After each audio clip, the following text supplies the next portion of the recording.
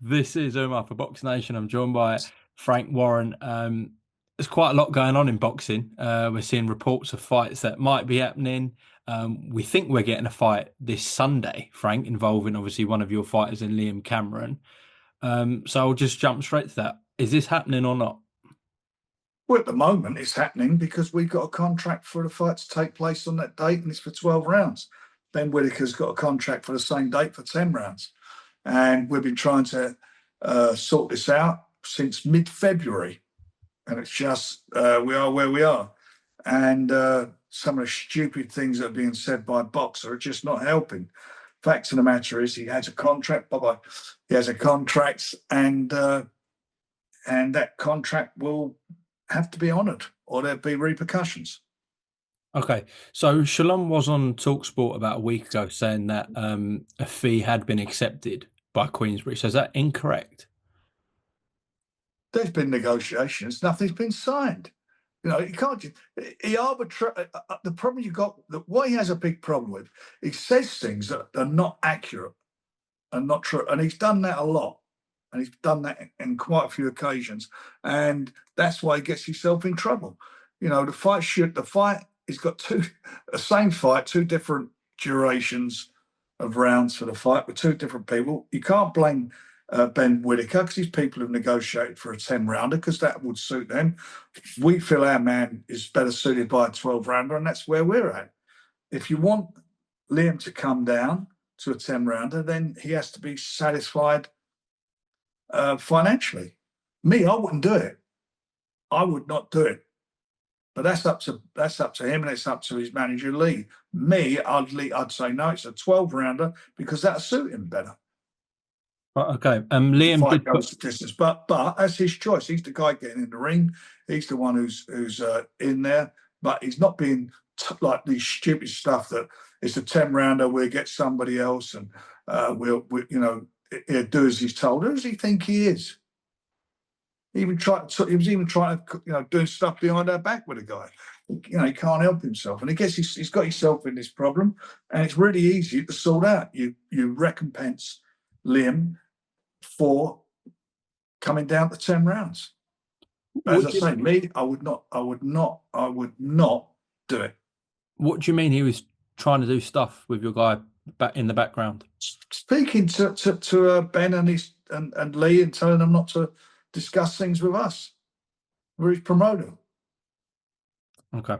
Liam did put this out yesterday, Frank. Boxer have my terms to accept to change the fight to 10 rounds, but they are refusing to send me a contract to vary the deal, and are trying to suggest that they can change the rounds without a contract. Going into fight week, not knowing how many rounds I'm fighting is a joke for me and for my opponent. As I post this, it's still a 12-round fight. So he's clearly put a number out there that he's happy to take, but Boxer, according to him, are refusing to do this. Well, that's their choice. So stick with the contract. So he's waiting on Saturday for a 12-round fight. Whatever happens, they will have to pay Liam. If that fight don't go on, they'll have to pay Liam. It is not his fault. He has trained and has been training for a 12-round fight. They've had since mid-February to sort this out. It's 2 months. It's a joke. I've never, ever, ever in my time boxing, known anything so ridiculous and stupid and so amateur as this. Okay, so it doesn't do Ben Whittaker any favours. You know, he's done nothing wrong. His team have negotiated on the best terms for their fighter as a 10-rounder. I get that and understand that. Yeah, and all he's doing, he's putting pressure on him as well. And you've got to take your hat off to Liam. It's said for both us fighters. He's including Ben in this. This is not acceptable behaviour. So, Frank, on Saturday at the weigh-in, they normally say, at the weigh-in, the main event weighs in and the MC will say how many rounds or whatever. So if he reads out 10 rounds on Saturday, Liam won't be getting on the scales. The border control, as far as we're concerned, we will get on the scales. He will get on the scales because that's the contract for 12 rounds. Now, if they stop him getting on the scales, then they're in breach of that agreement. Have you spoken to the board about this? I've got no need to speak to them. There's nothing they can do about it. It's a contract. It's a legal. They're binding contracts. They're legal. They're legally binding contracts, and that's the end of it. Ask Robert Smith can't do nothing about it. Border Control can't do anything about it. Okay. It's for the IBF Intercontinental title, 12 rounds. That's what the contract says. I've not seen anything like this in boxing. You've been in boxing for about 5 more decades. It's amateur night out. It's always some bullshit going down, isn't there? But it's just a nonsense, and it's not fair on the fighters. You know what they're doing and what's going on here. This is totally not a way for a fight to be going on. I mean, listen, you're always having arguments over certain things, but it's a continuing thing with him. Everything, it's always some problem. Always some problem. You know, where someone's going to stand on the stage, where they're going to do this and do that. It's just a pathetic amateur night out. What do you think Ben Whittaker's thinking right now? Got no idea. Oh, I think he's thinking the same as Liam. I've got a contract. It's for 10 rounds, and they got to pay me. That's what he's thinking. And what would your advice be to Liam in this position? To Liam, I've told him what my advice is. Stick with the 12 rounds. Okay. And the reason I say that, because I'm not talking about the money side of it. I'm talking about if that fight, the longer that fight goes on, that will be, in my opinion, I may be wrong, but in my opinion, that will favour Liam. So why should he change? But if he's happy with the terms, we won't stand in his way. If terms can't be reached, that, and I mean a compensation, then surely they're still backed in a corner, right? Because it's their main event on Sky Sports. They're going to have to go through with this fight, aren't they? Not our problem. Not our problem. Not our and problem. You fancy Liam big time, Frank? Listen, what Liam has signed for, he will deliver on. And what they've signed for, they need to do the same thing. Or, as I say, sort it out. And I've got to be honest, it's getting to a stage now where there won't be any more talks about this. It is what it is. 12 rounds. See you at the weigh-in. Fancy Liam big time in this, Frank? Look, they're both prepared. They both had to prepare. They prepared very hard for this. The distraction for both of them is this duration of the fight. And for Liam, you know, he feels he's got the beating of Ben, and he looked to me coming into his own in the last fight before all the nonsense with the rope, going over the rope and that. I thought he was taking command of the fight. So we'll see. If that is the case and he does win this fight, you have a big name on DAZN with Liam-Cameron. He comes back as a big name. Yeah, he'll be in some big fights. Of course he will if he comes through. That's why, and he's at a stage of his career where he's had all those troubles in the past, which he's bravely overcome. You know, lots of stuff happened to him, and he gets a break in his last fight, and now he's going through all this. And for him, it's a must-win fight, as it is for Ben. It's a crossroad fight for both of them. And as I said, they could do without all this nonsense going on. And, you know, boxer, they should do the right thing, get on with it and sort it. Okay. Well, Ben Whittaker has got Andy Lee in his corner, and Andy Lee's actually acquired someone else. It has come out that Hamzah Sheeraz has left Ricky Funes and will be going to Andy Lee. So, yeah, Frank, as his promoter, just give me your thoughts on that, him leaving Ricky firstly. Yeah, I mean, he was unhappy in the lot. I mean, I knew, you know, he banged his hand up, as we know. He had a real problem with his hand. But I went round, I remember going to his corner, I think it's about the 9th round or just before the 10th round, and saying, you know, you've got to win these next 3 rounds. It's important. You know, you're behind. And, you know, he got the draw, controversial draw, but he got the draw. And he just wasn't, you know, he wasn't in the fight. And I'm not going to, you know, I know what's gone down. I'm not going to go through all that publicly. You know, it's a split, and it is what it is. And he's, you know, and in Andy, who's an extremely good trainer, he feels that's the guy that can take him to the next level. So with him moving up to super middleweight, new trainer, are we going to look at, you know, some sort of comeback fight for him? Is he going to go straight into the deep end? He's going into the deep end in his next fight. Yeah. Okay. When do you expect an announcement for him, Frank? Pretty soon. Okay. Brilliant. Right, let's talk heavyweights. We have seen reports this morning. I don't know how much you can comment on it, Frank, from Mike Coppinger and the ring that July 12th, Wembley Stadium is gunning towards Usyk-Dubois 2. I'm guessing talks have advanced for this then, Frank, if that's the case. I can't comment on that because there's nothing signed between the parties or anything. There's been talks going on, but that was a real, that shouldn't have been coming out today. Okay, but that is still plan A, correct? That fight. That's the fight. It's no secret. That's the fight that Daniel wants, and that's the fight I want for him. Okay. Moses Itauma returned in Glasgow, Frank. Obviously, you want to keep him as active as possible. This might have been a situation out of your and Francis's hands in terms of the opponents, probably not the opponent ideally that Moses wanted, but were people at pricing themselves? Like what happened in terms of the opponent for that fight? Look, he's had an injury, he's been out of the ring, we're bringing him back. I want him to be busy. He's not been busy this year. And that's unfortunate. And that's what we was really working on and trying to make happen. So he's got the fight. He'll have an outing in Glasgow. And if he comes through that, which I expect he will do, then he'll be out again very soon after that. He's going to be busy. I feel like it's a blessing, but it's also a difficult one with him because he's so talented for his age that you could, and he has been linked with the likes of Dubois and Usyk. People have thrown those names out there.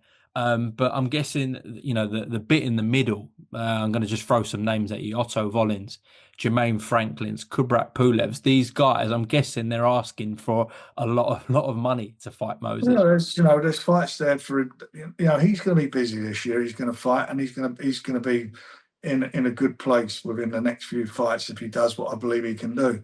He's not ready yet for an Usyk and he's not ready yet for a Daniel Dubois. He needs more experience. Would he be ready by the end of the year, or is that still too much? If the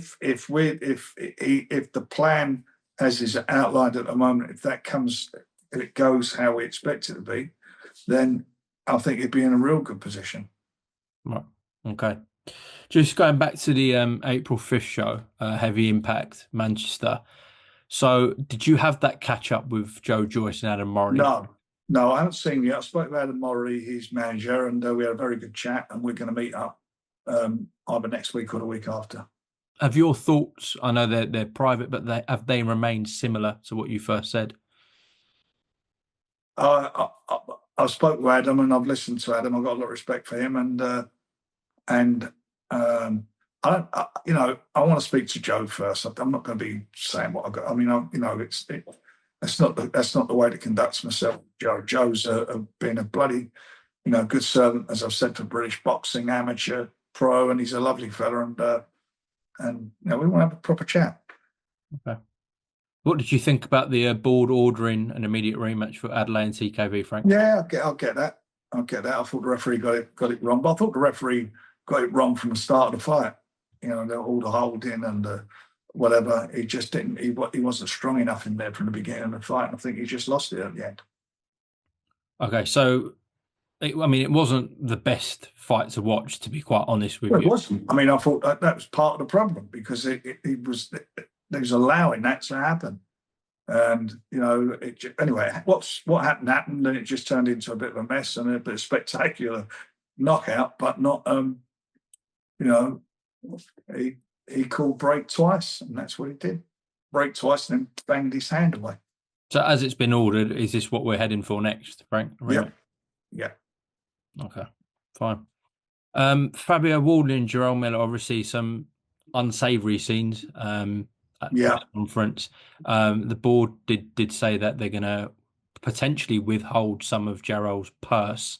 What can you tell me about that? Did you have any letters come through to you? I don't believe I've seen anything yet, but I've not been in the office for the last few days, so I'll find out when I go in. Do you think that's if that's what they do? Do you think that's a correct start? Well, I have done it in the past, but we'll see what happens.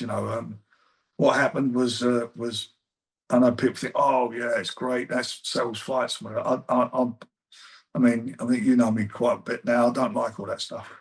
I don't like it.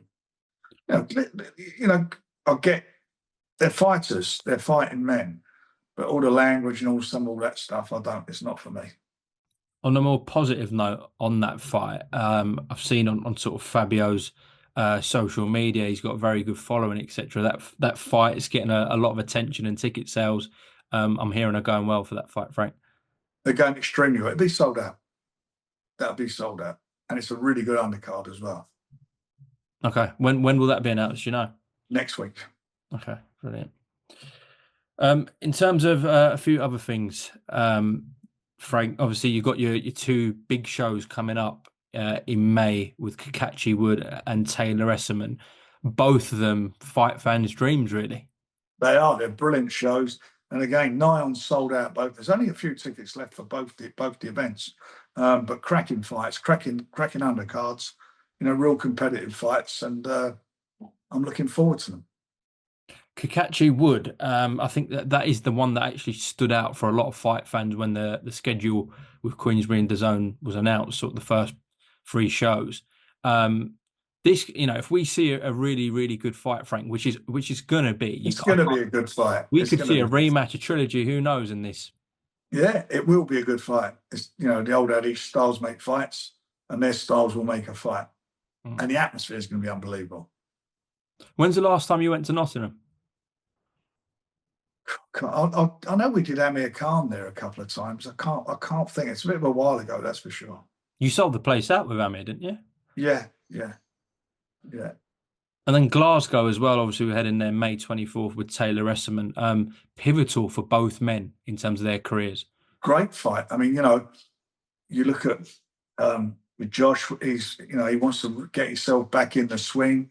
He's in with a guy in Echo who always is involved in a good fight. I think it's Boxing News last year. Their top 3 fights of the year. Number 2 was a fight that Echo had, and number 3 was Echo again. I've never seen that before.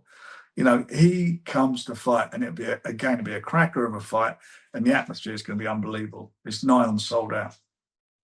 Okay.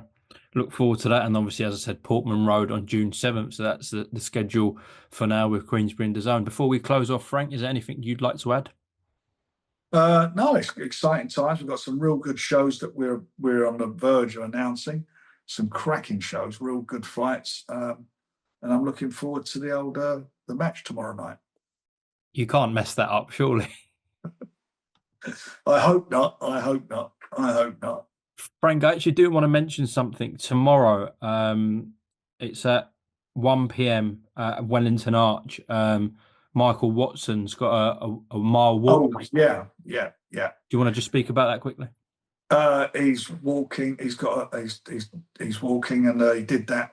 I can't remember. It must be 20 odd years ago. He did that, the marathon walk, and as people are going to do different legs of it, we got some of our guys involved on it. And unfortunately, I can't be there. I'd love to have been there to support him, but we are supporting him in another way.